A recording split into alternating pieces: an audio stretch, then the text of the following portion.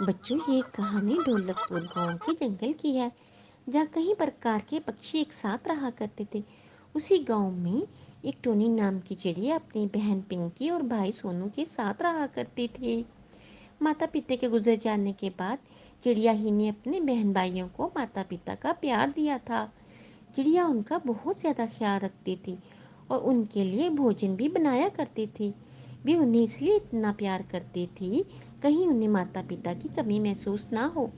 ایک دن چڑیا نے اپنے بہن بھائی سے کہا، سے سنو، ہمارا گھر بہت پرانا ہو گیا ہے، یہ کسی بھی سمے ٹوٹ سکتا ہے۔ اب ہمیں یہ گھر چھوڑ کر کسی سرکشت جگہ پر جانا ہوگا۔ ہاں دیدی، یہ گھر بہت پرانا ہو گیا ہے، یہ کسی بھی سمے ٹوٹ سکتا ہے، ہمیں یہ گھر چھوڑنا ہوگا۔ آپ ٹھیک کہہ رہی ہو۔ یہ کہہ کر چڑیا اپنے دونوں بہن بھائیوں کو لے کر دوسرے جنگل کی اور چل پڑی۔ جنگل پہنچ کر پنکی اور سونو نے تو اپنے لیے پھلوں والے درخت چن لیے۔ پنکی، کیا میں تمہارے والے درخت پر تمہارے ساتھ رہ سکتی ہوں؟ نہیں دیدی، تمہیں تو پتہ ہے نا مجھے بہت گرمی لگتی ہے، اور ویسے بھی میرا درخت بہت چھوٹا ہے، آپ سونو کے ساتھ رہ لو۔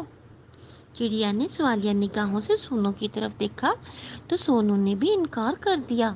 میں بڑا ہو گیا ہوں، میں اپنے خود کا گھونسلہ بنا کر رہوں گا۔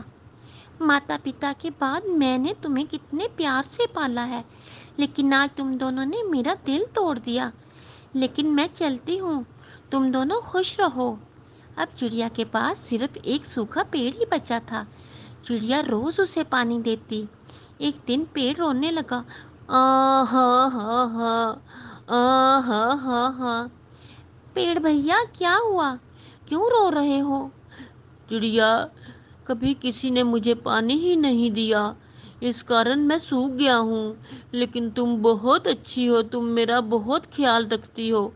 اب میں جلد ہرا بھرا ہو جاؤں گا اور اس پیڑ پر جتنے پھل لگیں گے وہ سارے تمہارے ہوں گے۔ تم بہت دیالو ہو۔ کوئی بات نہیں پیڑ بھیا، یہ تو میرا فرض ہے۔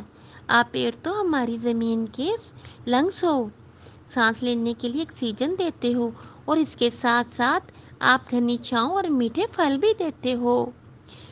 آپ کا بہت دھنیہ واد چڑیا بہنا، کبھی نہیں کسی نے میری اتنی تعریف نہیں کی اور نہ ہی اتنی دیکھ بھال۔ پیڑ اپنی تعریف سے پھولے نہیں سما رہا تھا۔